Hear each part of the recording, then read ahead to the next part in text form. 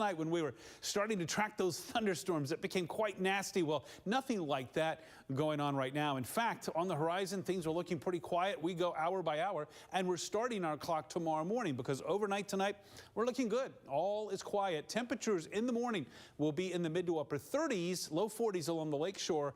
We run our clock all the way through to tomorrow evening and tomorrow night, and notice things are fairly quiet. One caveat, close to the lakeshore. That's where we could see some scattered pockets of showers during the day tomorrow. Your outlook for tonight, mostly clear and typically cold. We'll see that overnight low temperature right around 35 degrees. And your Sealy Auto Group 7-day forecast, we're looking for sunshine, again with a chance for a shower or two along the lakeshore tomorrow. Otherwise, we'll see that high up in the mid-40s. Veterans Day, of course, coming up for Saturday with a high in the mid-40s. Lots of sunshine on the way for next week. And that's what we're looking for there as far as those temperatures go next week as well.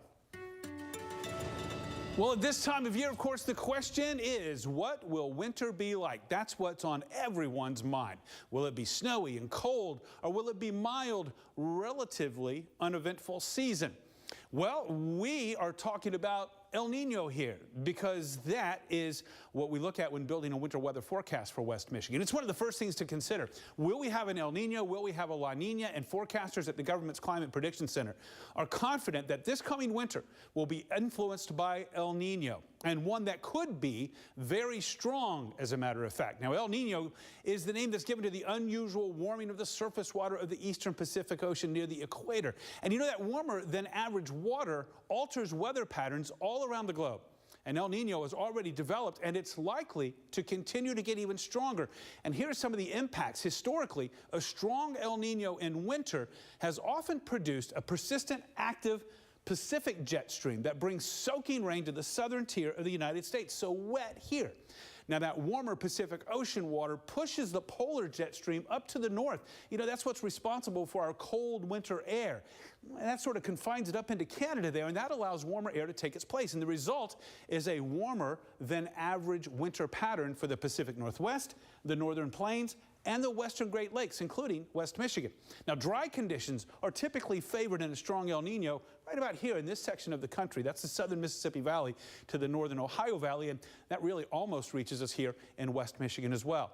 Well, with that in mind, the precipitation and temperature outlook from the Climate Prediction Center is leaning toward a warmer than average winter, as you can see here, for our part of the world, right here in West Michigan, with drier and therefore less snowy conditions that are favored for our part of the world as well. You can see right over the state, as a matter of fact. Well, our winter forecast is similar. You know, we crunched the data from past West Michigan winters, paying special attention to those years when we have had a strong or very strong El Nino.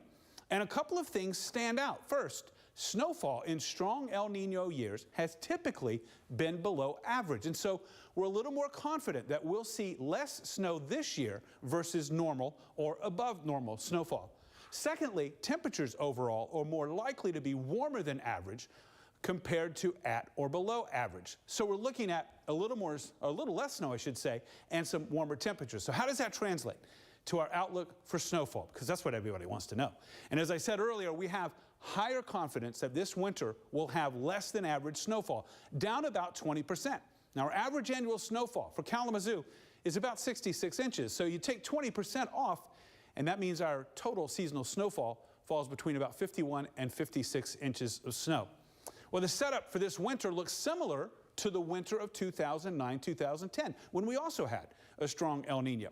And in that winter, the season started strong, snowy in December, and then after a bit of a pause in January, it bounced back up in February. But the key here is by early March, that snow was essentially over. So to sum up the forecast for us here for winter, some of the key points: we're calling for less than average snowfall, a total of about 51 to 56 inches. That's about 20% less than normal. We still think that December will be snowier than normal, and that would favor a white Christmas. We'll cross our fingers for that. And we're predicting that most, if not all, of the snow will have fallen by early March. Now, of course, finally, our projections for temperatures are to be warmer than average, and that, of course, is overall. We'll wait and see, of course. Ask me in March or April how it was. But based on other strong El Ninos that we've had in the past, I think this is what we can expect. All right, put it in writing, Keith. It isn't Especially right. that white Christmas part. We want that, yeah. Especially the white Christmas. An Arkansas man undergoes an incredible procedure. Why he says he was willing to be the first to try an eye transplant. Plus, the FDA approves a new drug to help people lose weight. How doctors say it works. Watch News Channel 3 anywhere. Download the News Channel 3 app now. Look who saves Slider Sunday again. Here we go. Perfect King's Hawaiian slider. Tastes good too. King's Hawaiian Slider Sunday. The only way to Sunday. Christmas is almost here, so hurry into Menards and check out our great selection of holiday decor. Plus, get 11%